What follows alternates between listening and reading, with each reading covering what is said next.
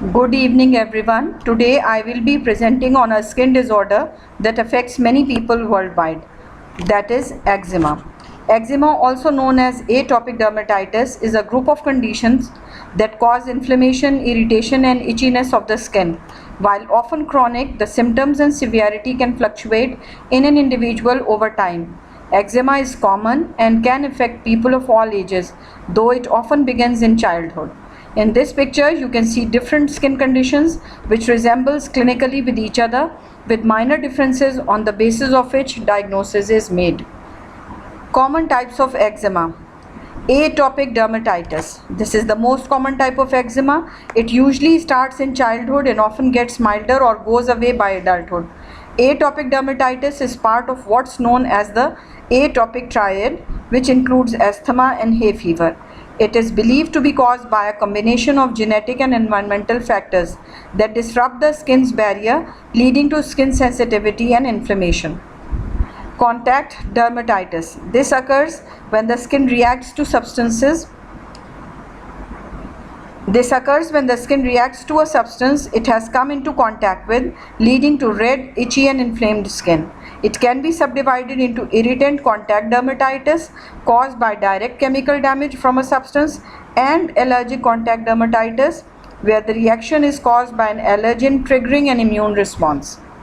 Dyshidrotic eczema. This type of eczema causes small blisters to form on the hands and feet, particularly on the palms, soles and edges of the fingers and toes.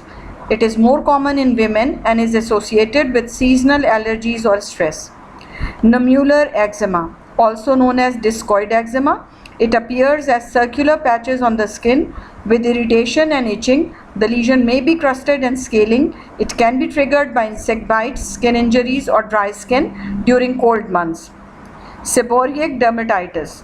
This type typically affects areas of the body with a lot of oil producing glands like the scalp, face and upper chest.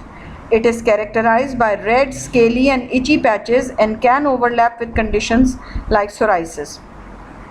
It is particularly common in infants where it is known as cradle cap and adults. Stasis dermatitis. This form occurs when there is inadequate blood flow in the veins, usually in the lower legs, leading to swelling, itching and pain.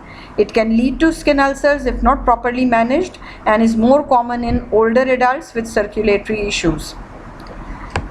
Triggers for eczema include environmental exposures and allergens.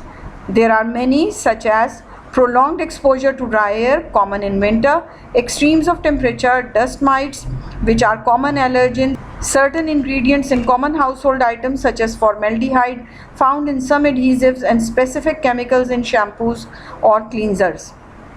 Fragrances, chemicals in some antibacterial wipes, pet hair, clothing detergents, contact of fabric on the skin like wool or polyester.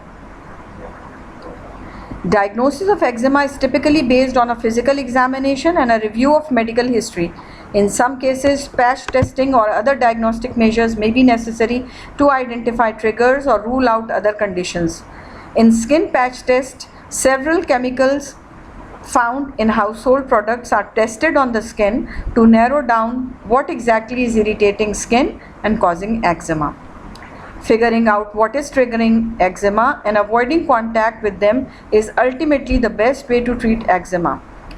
Treatment typically involves moisturizing regularly to maintain skin hydration, topical medications to reduce inflammation and control immune response, including corticosteroids or calcineurin inhibitors, systemic treatments for severe cases such as biologic drugs or systemic corticosteroids, lifestyle and environmental changes to avoid triggers. Management of eczema also includes addressing itch and preventing infections through careful skin care and sometimes using antihistamines or antibiotics. Understanding and managing eczema can be complex and approaches often need to be tailored to individual needs and symptoms. Regular consultation with healthcare providers, including dermatologists, can help manage the condition effectively. Thank you for listening. If you like the video, make sure to drop a like. Let me know if you have any suggestions in the comments below.